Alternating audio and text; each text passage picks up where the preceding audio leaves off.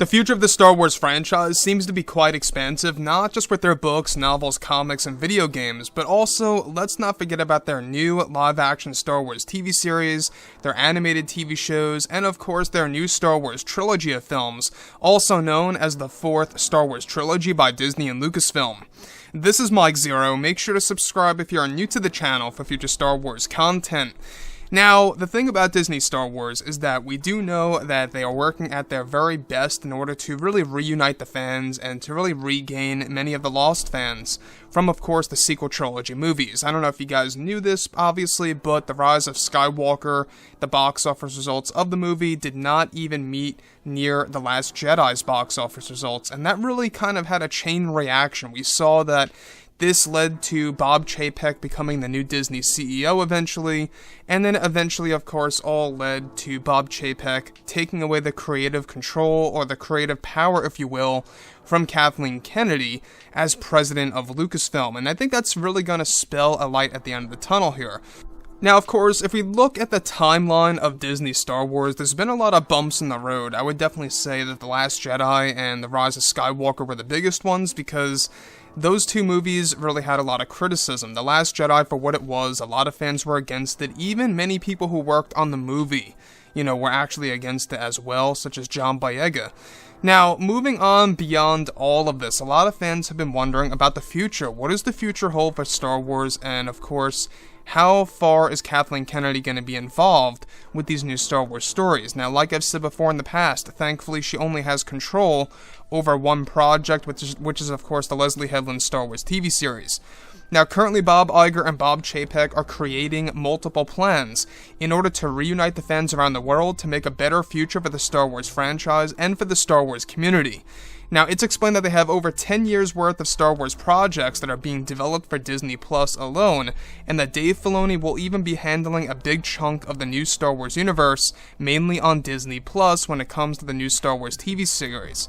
Now, however, one project that is under the control by Kathleen Kennedy is the Leslye Headland Star Wars TV show for Disney Plus. Now, it's noted that Headland is very excited to begin writing her new TV show. However, Headland is said to have made a proposal to Bob Iger and Bob Chapek to resurrect one of Kathleen Kennedy's ideas of a TV series that would reboot the original trilogy of the Skywalker saga in animated form.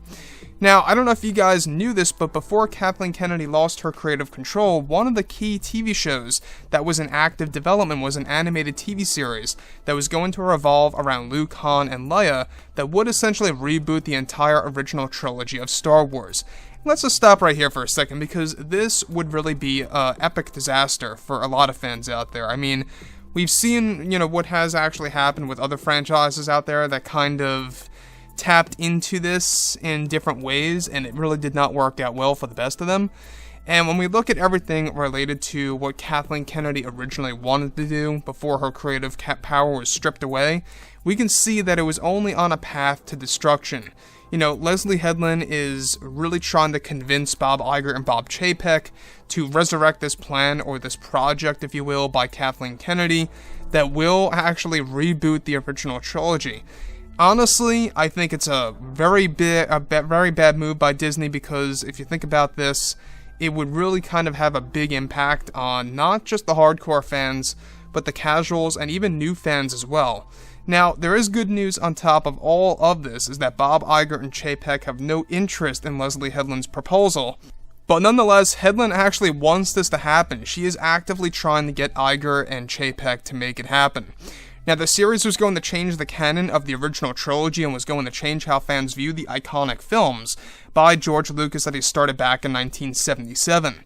Now, Leslye Headland is said to want to take over the project and is trying to convince Bob Chapek to greenlight the project again after he puts a complete stop to the project.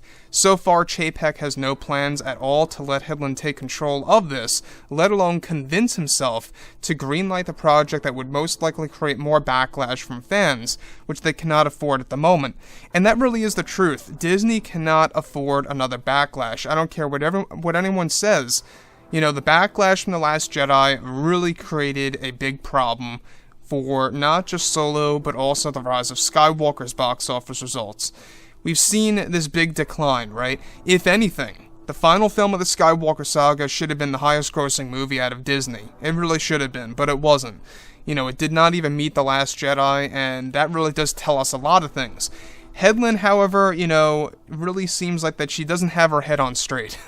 When we look at this with Leslye Headland, she just wants to do what she wants to do.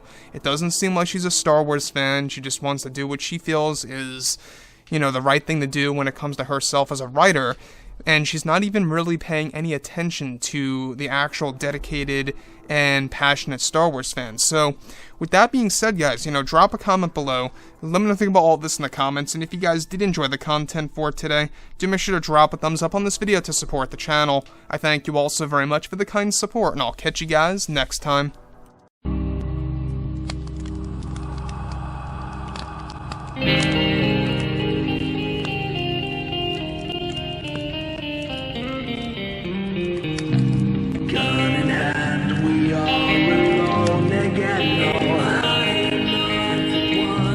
Night to moon, we hear them moans again.